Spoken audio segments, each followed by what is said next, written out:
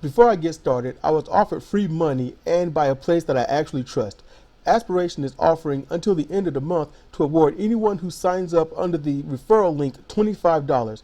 I ask that you give this fossil fuel free, no surcharge, people friendly, anti corporation bank a chance.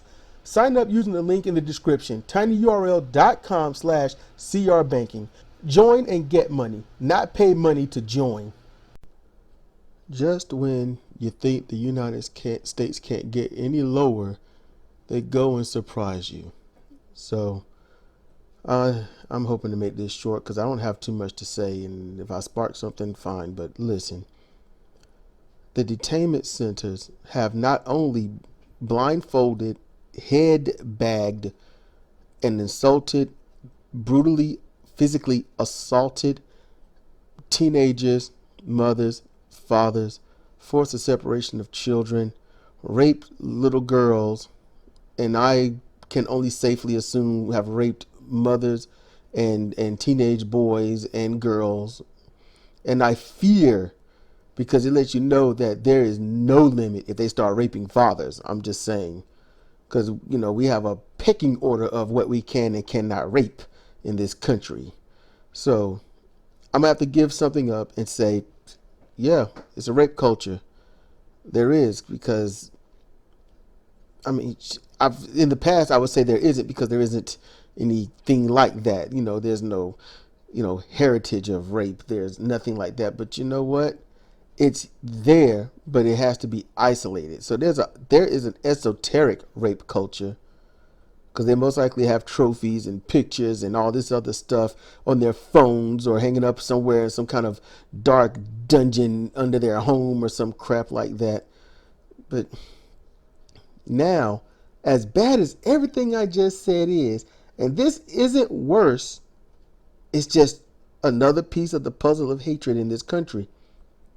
But now they deny soap, toothbrush, toothpaste. Now, this administration is saying, hey, they don't need that stuff, while international and national laws say that you got to provide this stuff. It's basic care. That's why they call it basic care, because you can't get any lower than this. Anything lower than this, then it's no care. It's malicious. It's negligence. This is intentional malfeasance, what they're doing. And they like dirty Mexicans. How often you heard that? I heard that a lot growing up. And now they're trying to make sure that it's true. These people, look, listen, let me just, and I've said it before, but I gotta say it again.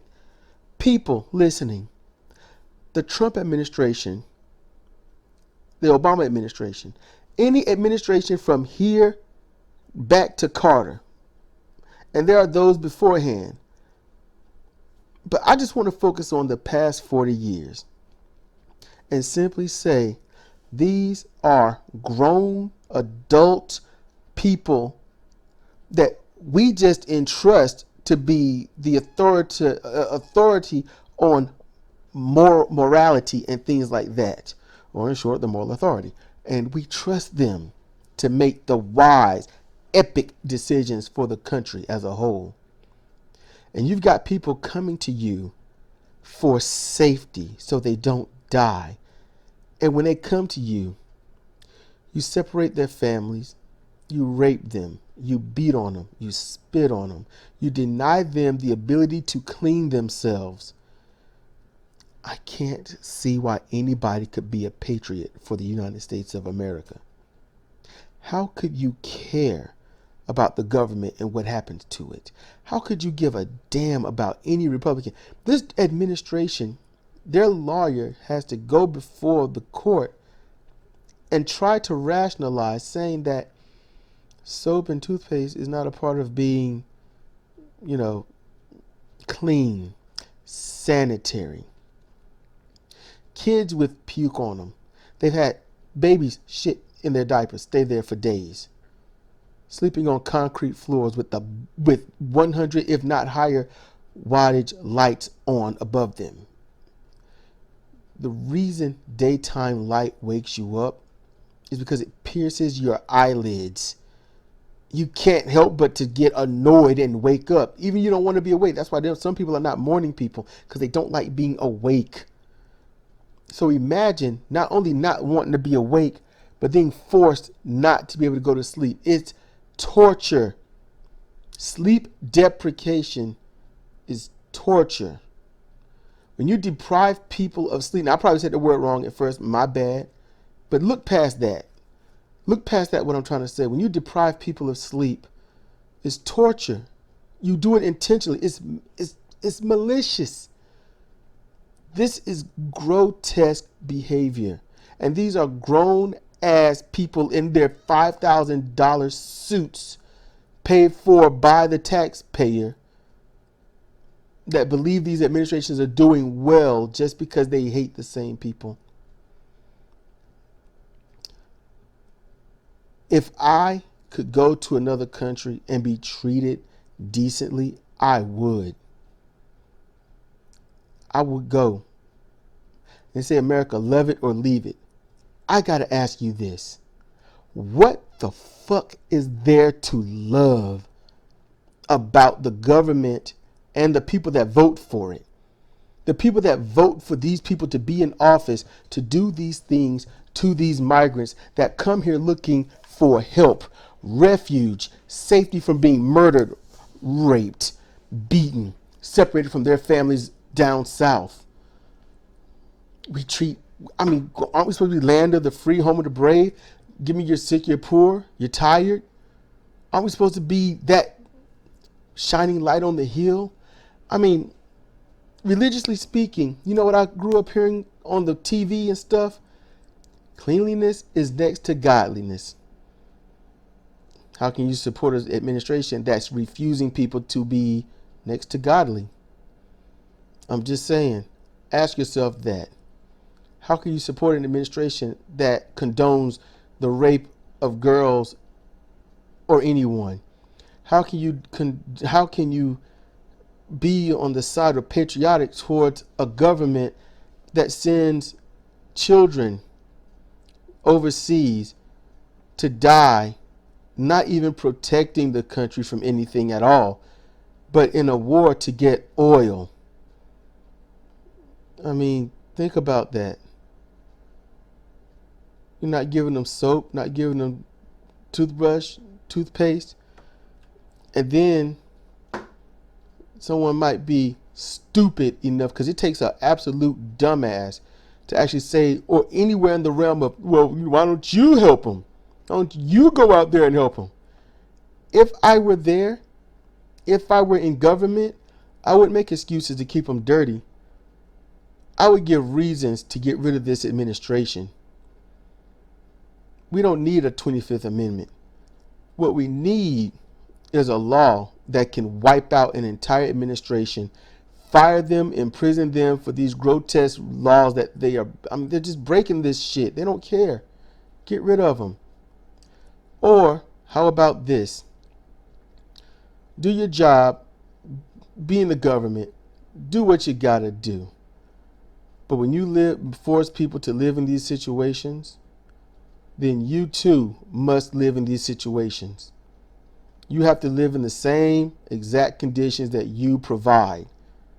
And if you don't want them to live in squalor anymore, it'll be because you have forced to gain empathy. Because that's all these people understand. And I'm going to have to say it, and it sucks, these rich, white, racist people, these privileged bastards. That's what they are, just white, privileged people that don't know shit. They're living fine, they're happy, and to them, well, they come from this, they should be all right. No, they're probably trying to escape it, and you're forcing it down their throats. That's the problem I have. And if you've got standards, you don't like this. And if you got standards, you want to remove this. People, listeners, the upcoming elections is not about defeating Trump. It's not about that. It's not about defeating the establishment Democrats. It's about selecting people that represents who we want to be. Who do we want to be? When we look in that mirror as a nation, we should be able to look in that mirror and say, we did the positive, best things that we could as a people, for the people, whether they were born here or not. We don't need to police the world. We need to actually serve and protect it. Because the world is the people. And if we're not going to do right by the people, then that, you know what that means? We're not doing right. I am asking anyone that's Republican, anybody that is a staunch partisan Democrat, those that want to vote for Hillary, those that want to vote for Joe Biden, those that would want to vote for Cory Booker or Kamala Harris, I am asking you this. Please don't just shake your head or nod your head. I want you to listen. I want you to listen to them.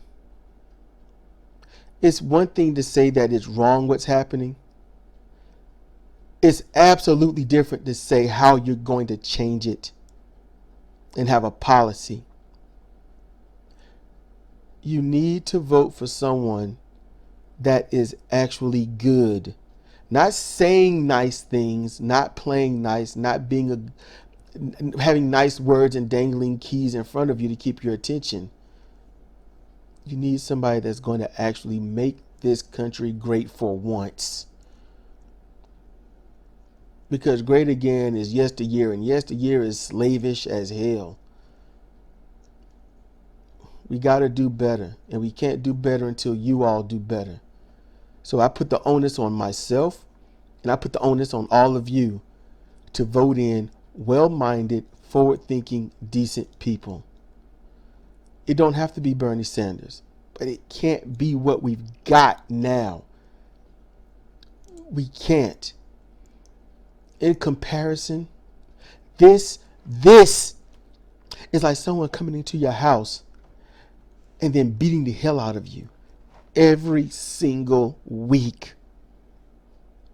And then there's an election on who's going to beat the shit out of you. So you've got option A, the ones beating the shit out of you, they can be in office some more. Or you could go for the one that says, hey, I'm not going to beat the shit out of you because that's wrong. I'm just going to be Negan and take half your shit.